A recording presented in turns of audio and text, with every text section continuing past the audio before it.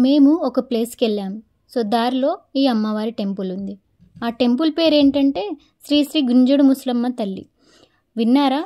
అయితే ఈ గుడికి నాకు ఒక పెద్ద స్టోరీ ఉందిలేండి. అదేంటంటే అప్పట్లో ఈ అమ్మవారు స్వయంభూ అన్నమాట.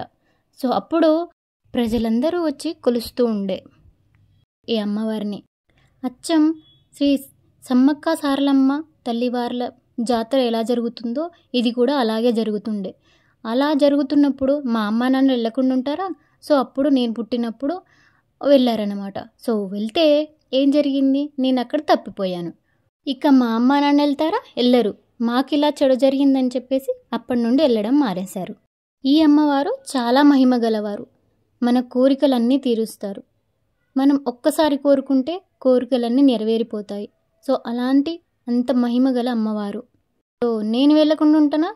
ఎలాగో ఇటే వచ్చాం కదా అని చెప్పేసి అమ్మవారిని దర్శించుకోవడానికి అయితే వెళ్ళాము. ఇక్కడ ఒక ప్రత్యేకత ఉందండోయ్. అదేంటంటే ఇక్కడ అమ్మవారికి కోడికి వస్తే ప్రపంచంలో ఎక్కడ లేని టేస్ట్ ఉంటుంది. సో నెక్స్ట్ టైం ట్రై చేయండి.